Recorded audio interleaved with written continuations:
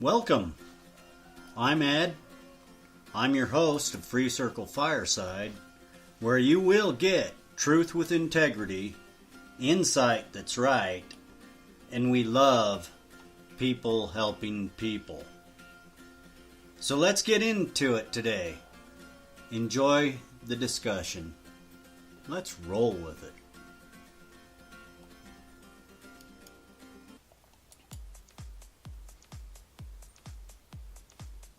Welcome to the show, folks. I want to talk a little bit about Trump today. You know, I don't like to bring politics into this cast a lot, but it's time we talk a little bit about Trump. What's going on? We're going to listen to the General Assembly speech this morning that Mr. Trump, President Trump, gave at the UN General Assembly. We need to listen carefully to what was said. And if you can, go to YouTube and re-watch it and watch the body language of the people. This General Assembly was a packed house. People were standing in the halls to hear what was happening, what was going to come out of Trump's mouth at the General Assembly. So it's important. I'm going to shut up and we're going to listen to President Trump at the General Assembly. And then we'll discuss it a little more. Pay close attention when he starts talking about Iran. This is going to be a little longer cast than what your usual cast from me is going to be. It's not a live cast, and this is just kind of off the spur. Let's go with it. Let's listen to Trump.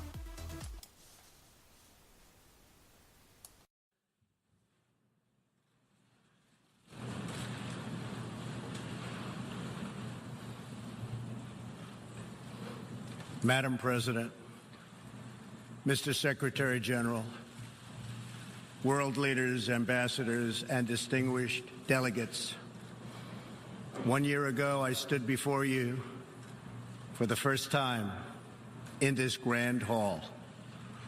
I addressed the threats facing our world, and I presented a vision to achieve a brighter future for all of humanity.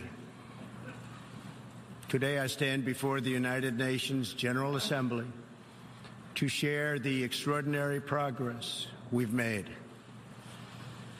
In less than 2 years, my administration has accomplished more than almost any administration in the history of our country. America's so true.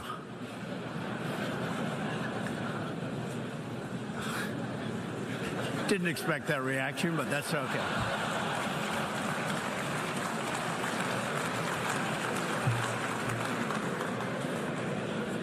America's economy is booming like never before. Since my election, we've added $10 trillion in wealth. The stock market is at an all-time high in history, and jobless claims are at a 50-year low.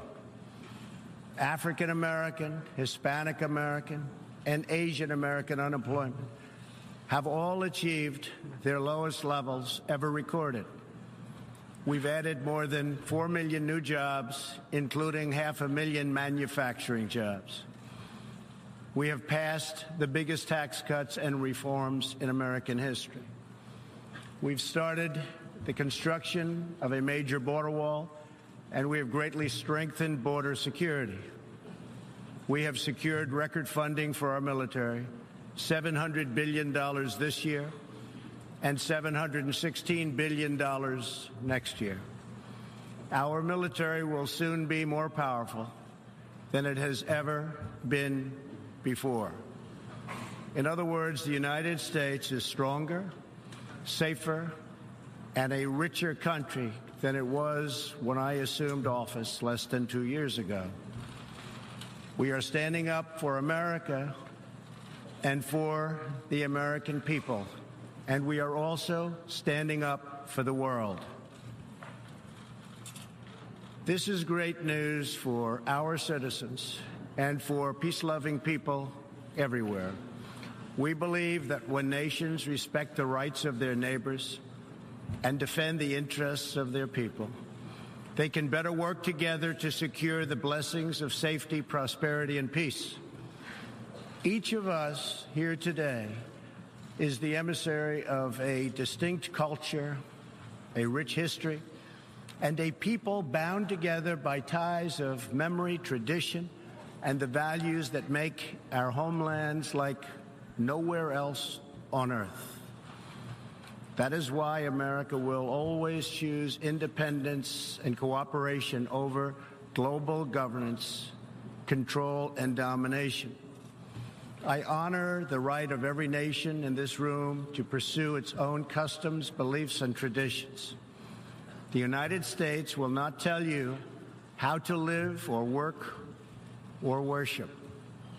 We only ask that you honor our sovereignty in return.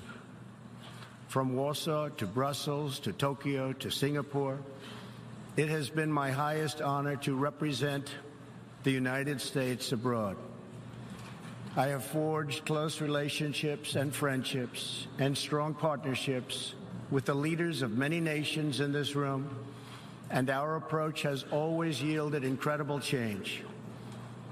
With support from many countries here today, we have engaged with North Korea to replace the specter of conflict with a bold and new push for peace. In June, I traveled to Singapore to meet face-to-face with North Korea's leader, Chairman Kim Jong-un. We had highly productive conversations and meetings, and we agreed that it was in both countries' interest to pursue the denuclearization of the Korean Peninsula. Since that meeting, we have already seen a number of encouraging measures that few could have imagined only a short time ago. The missiles and rockets are no longer flying in every direction. Nuclear testing has stopped. Some military facilities are already being dismantled. Our hostages have been released, and as promised, the remains of our fallen heroes are being returned home to lay at rest in American soil.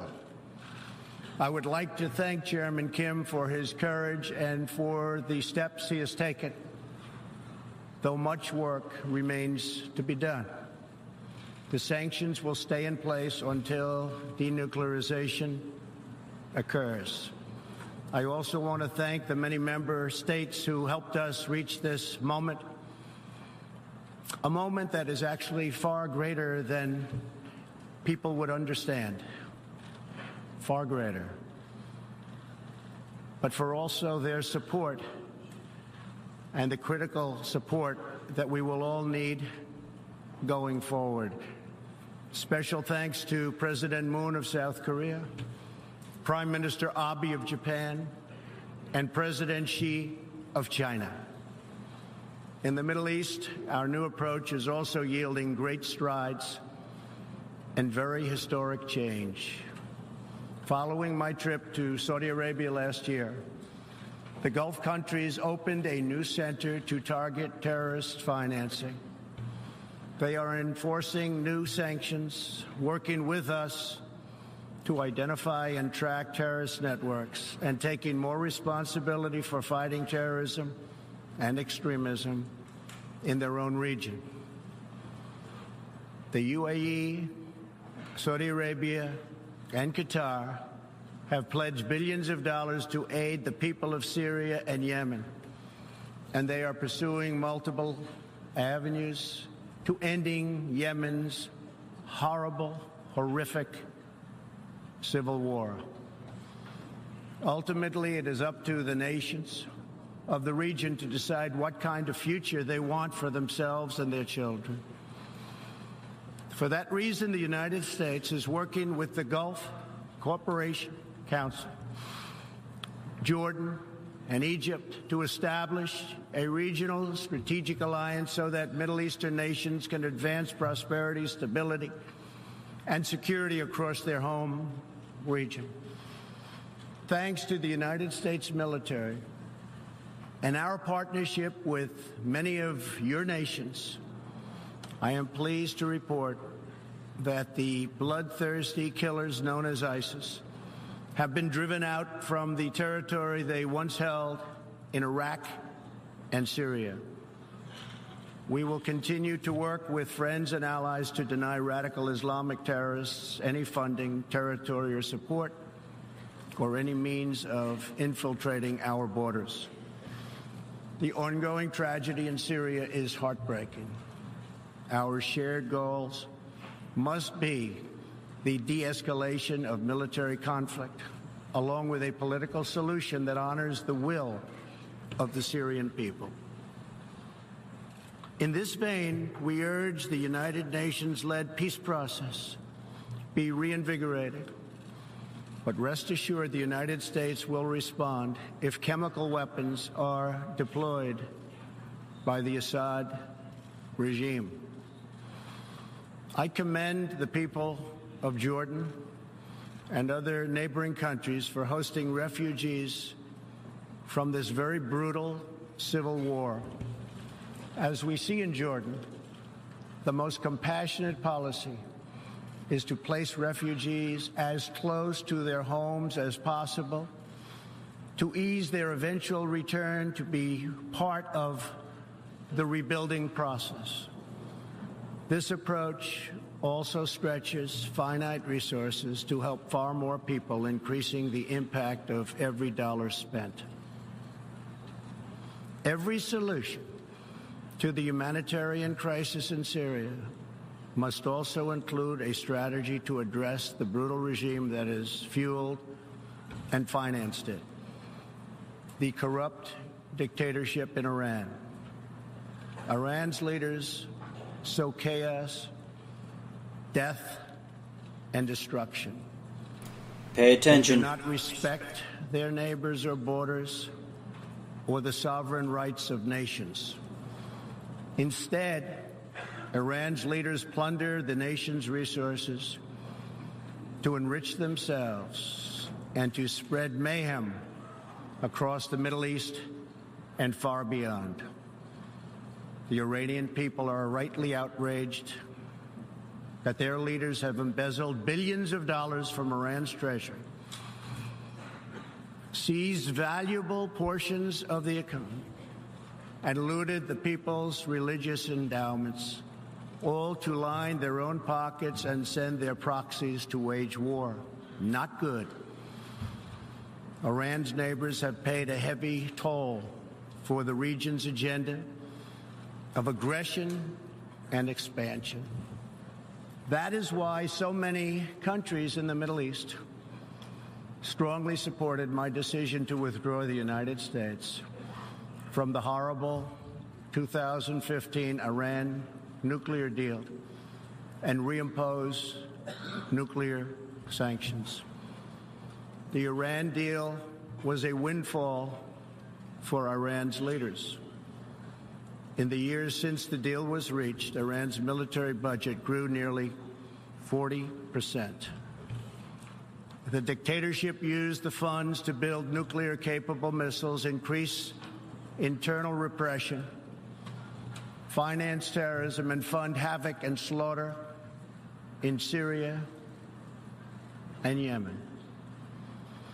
The United States has launched a campaign of economic pressure to deny the regime the funds it needs to advance its bloody agenda. Last month, we began reimposing hard-hitting nuclear sanctions that have been lifted under the Iran deal. Additional sanctions will resume November 5th, and more will follow. And we are working with countries that import Iranian crude oil to cut their purchases substantially. We cannot allow the world's leading sponsor of terrorism to possess the planet's most dangerous weapons. We cannot allow a regime that chants death to America and that threatens Israel with annihilation to possess the means to deliver a nuclear warhead to any city on earth. Just can't do it. We ask all nations to isolate Iran's regime as long as its aggression continues. And we ask all nations to support Iran's people as they struggle to reclaim their religious and righteous destiny. This year, we also took another significant step forward in the Middle East in recognition of every sovereign state to determine its own capital. I moved the U.S. Embassy in Israel to Jerusalem. The United States is committed to a future of peace and stability in the region, including peace between the Israelis and the Palestinians. That aim is advanced, not harmed, by acknowledging the obvious facts. America's policy of principled realism means we will not be held hostage to old dogmas, discredited ideologies, and so-called experts who have been proven wrong over the years, time and time again.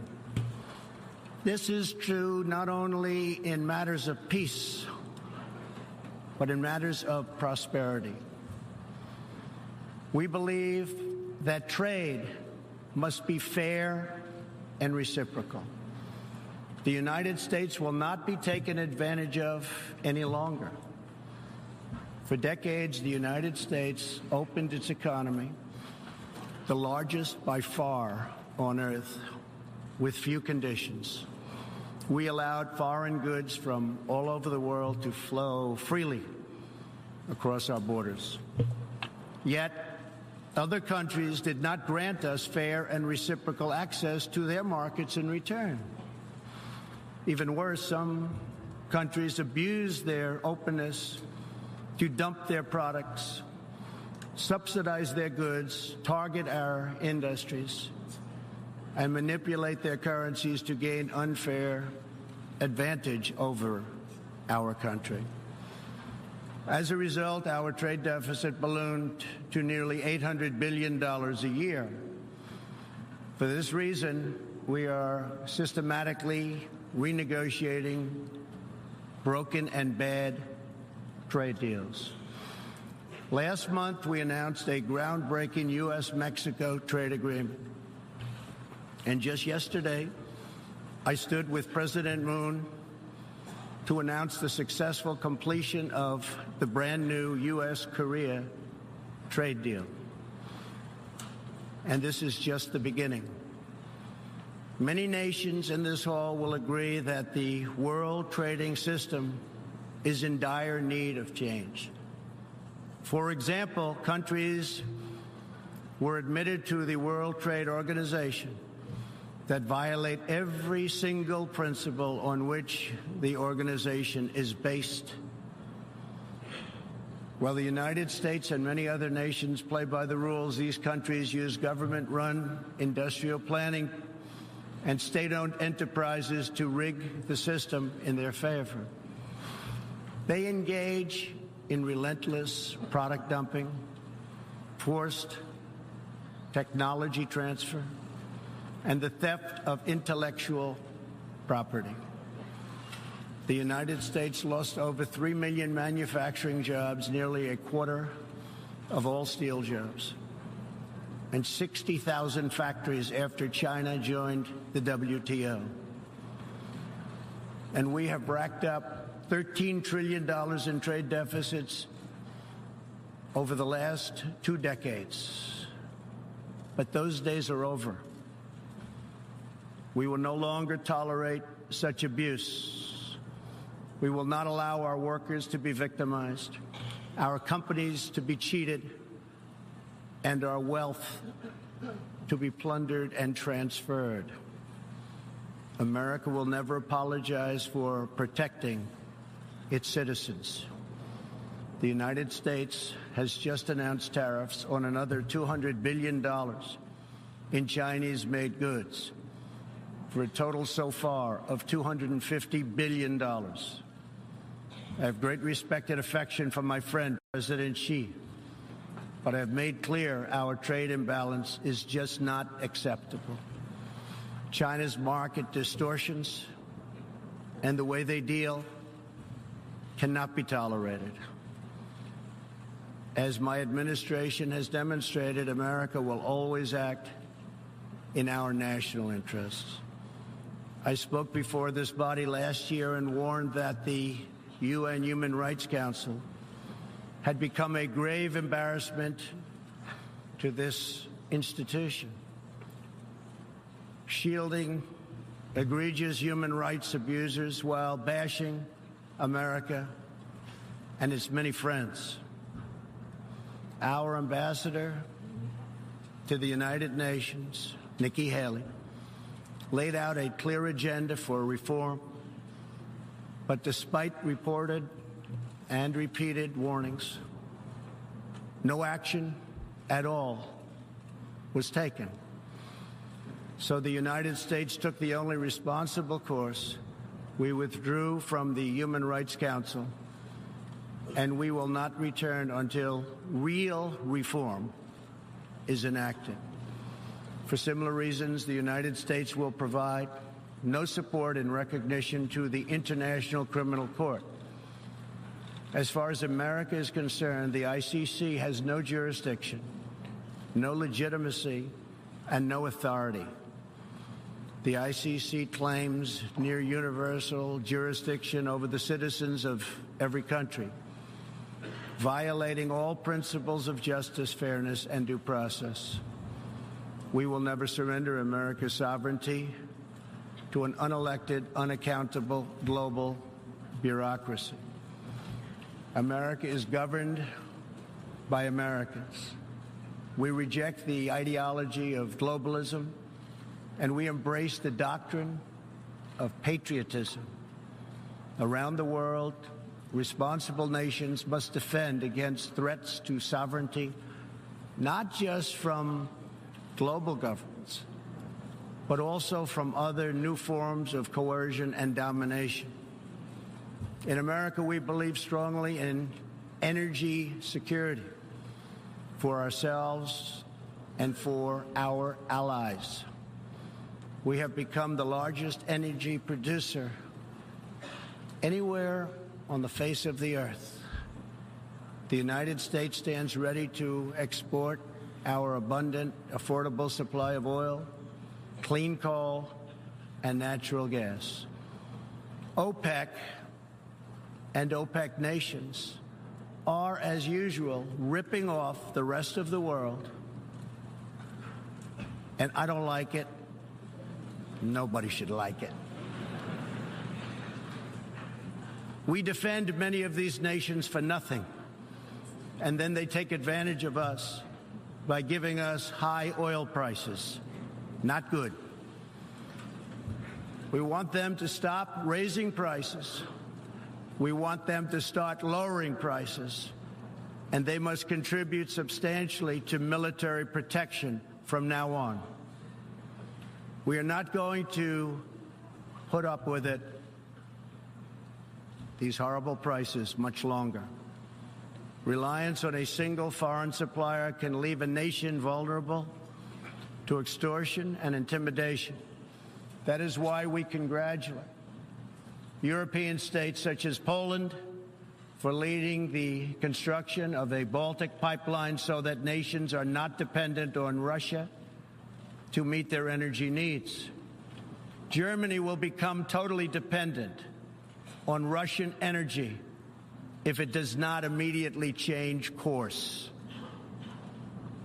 Here in the Western Hemisphere, we are committed to maintaining our independence from the encroachment of expansionist foreign powers. It has been the formal policy of our country since President Monroe that we reject the interference of foreign nations in this hemisphere and in our own affairs. The United States has recently strengthened our laws to better screen foreign investments in our country for national security threats. And we welcome cooperation with countries in this region and around the world that wish to do the same. You need to do it for your own protection.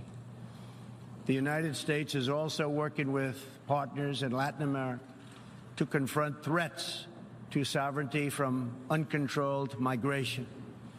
Tolerance for human struggling and human smuggling and trafficking is not humane. It's a horrible thing that's going on at levels that nobody has ever seen before. It's very, very cruel.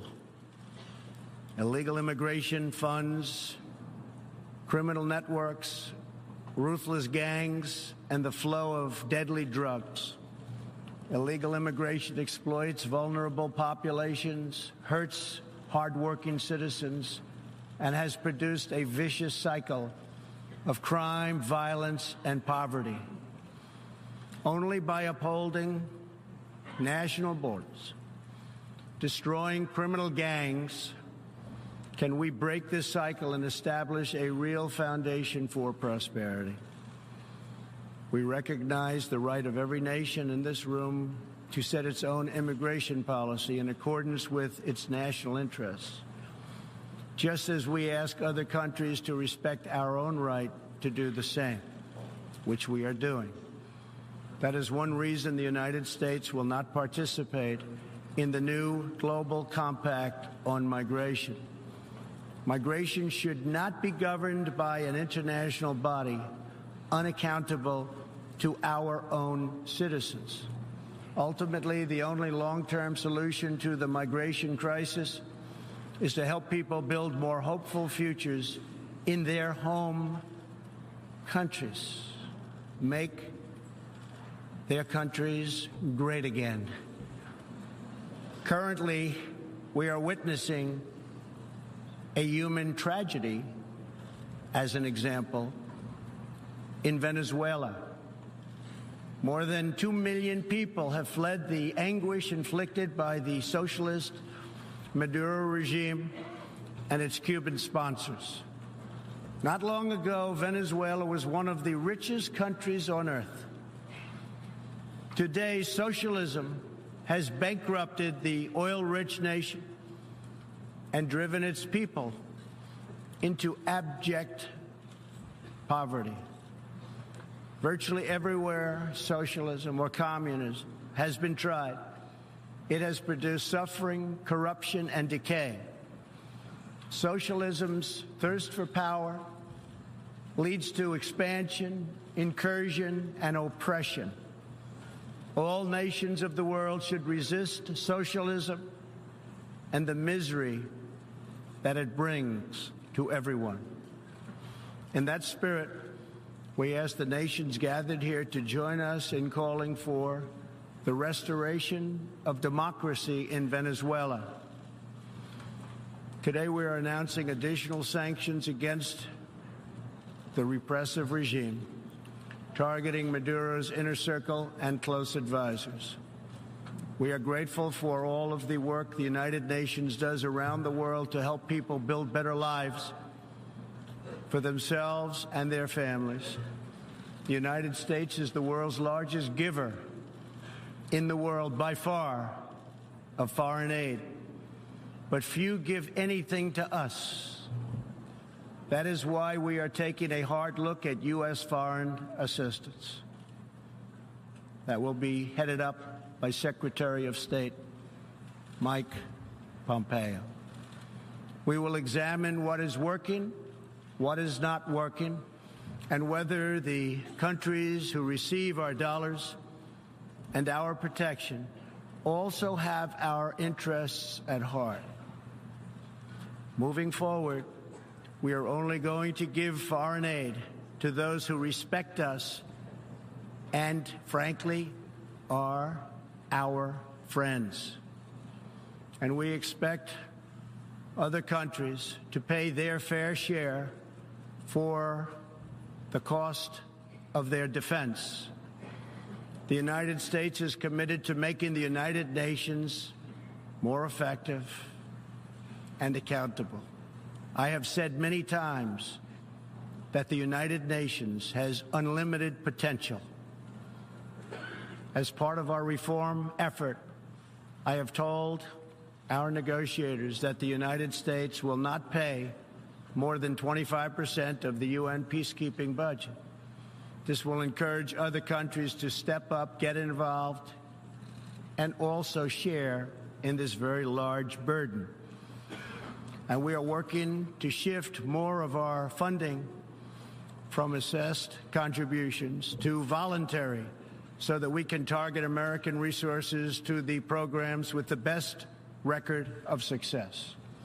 Only when each of us does our part and contributes our share can we realize the UN's highest aspirations.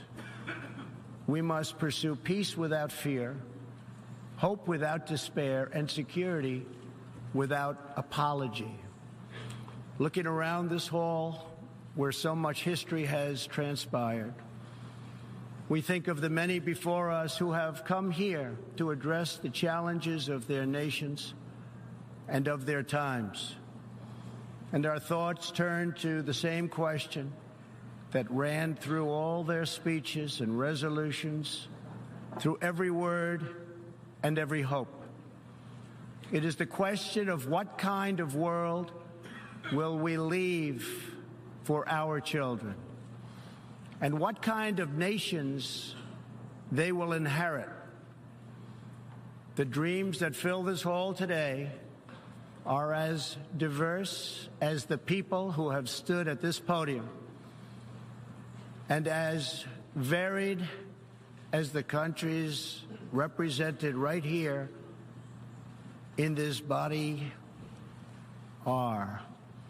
It really is something. It really is great, great history. There is India, a free society, over 1 billion people, successfully lifting countless millions out of poverty and into the middle class. There is Saudi Arabia, where King Salman and the Crown Prince are pursuing bold new reforms. There is Israel, proudly celebrating its 70th anniversary as a thriving democracy in the Holy Land. In Poland, the great people are standing up for their independence, their security, and their sovereignty. Many countries are pursuing their own unique visions, building their own hopeful futures, and chasing their own wonderful dreams of destiny, of legacy, and of a home. The whole world is richer. Humanity is better because of this beautiful constellation of nations, each very special, each very unique, and each shining brightly in its part of the world. In each one, we see awesome promise of a people bound together by a shared past and working toward a common future. As for Americans, we know what kind of future we want for ourselves. We know what kind of a nation America must always be. In America, we believe in the majesty of freedom and the dignity of the individual. We believe in self-government and the rule of law. And we prize the culture that sustains our liberty, a culture built on strong families, deep faith, and fierce independence. We celebrate our heroes. We treasure our traditions. And above all, we love our country. Inside everyone in this great chamber today, and everyone listening all around the globe, there is the heart of a patriot that feels the same powerful love for your nation the same intense loyalty to your homeland. The passion that burns in the hearts of patriots and the souls of nations has inspired reform and revolution, sacrifice and selflessness, scientific breakthroughs, and magnificent works of art. Our task is not to erase it, but to embrace it, to build with it, to draw on its ancient wisdom, and to find within it the will to make our nations greater, our region safer, and the world better. To unleash this incredible potential in our people, we must defend the foundations that make it all possible. Sovereign and independent nations are the only vehicle where freedom has ever survived, democracy has ever endured, where peace has ever prospered. And so we must protect our sovereignty and our cherished independence above all. When we do, we will find new avenues for cooperation unfolding before us. We will find new passion for peacemaking rising within us. We will find new purpose, new resolve, and new spirit flourishing all around us, and making this a more beautiful world in which to live. So together, let us choose a future of patriotism, prosperity, and pride. Let us choose peace and freedom over domination and defeat. And let us come here to this place to stand for our people and their nations, forever strong, forever sovereign, forever just, and forever thankful for the grace and the goodness and the glory of God. Thank you, God bless you, and God bless the nations of the world. Thank you very much. So, could you hear the stale air? Could you hear a pin drop in that room? Yeah, that was a very, very alarming speech that Mr. President Donald Trump gave. November 4th, sanctions and war to soon follow. That's alarming.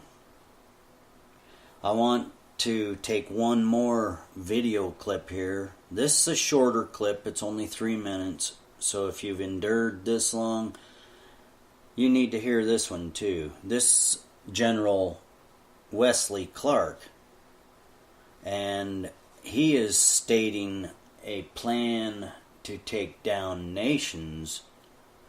So let's listen to this for a minute. About 10 days after 9/11, I went through the Pentagon and I saw Secretary Rumsfeld and Deputy Secretary Wolfowitz. I went downstairs just to say hello to some of the people on the Joint Staff who used to work for me, and one of the generals called me and he said, "Sir, you got to come in. You got to come in and talk to me a second." I said, "Well, you're too busy." He said, "No." He says, "We've made the decision. We're going to war with Iraq." This was on or about the 20th of September. I said, "We're going to war with Iraq. Why?" He said, "I don't know." He said, "I guess they don't know what else to do." So I said, "Well, did they find some information connecting Saddam to Al-Qaeda?" He said, No. He says, "There's nothing new that way. They just made the decision to go to war with Iraq."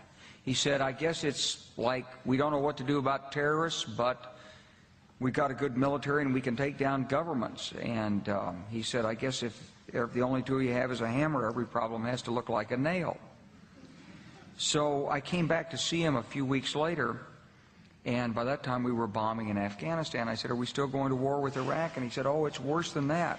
He said, he reached over on his desk, he picked up a piece of paper, he said, He said, I just got this down from upstairs, meaning the Secretary of Defense's office today, and he said, this is a memo that describes how we're going to take out 7 countries in 5 years, starting with Iraq and then Syria, Lebanon, Libya, Somalia, Sudan, and finishing off Iran.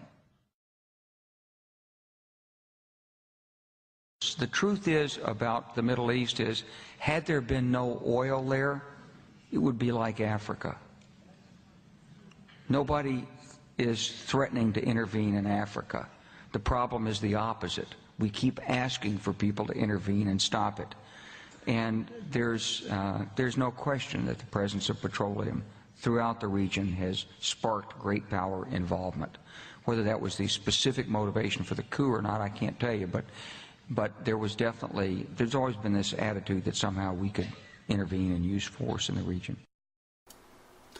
So, there you have it.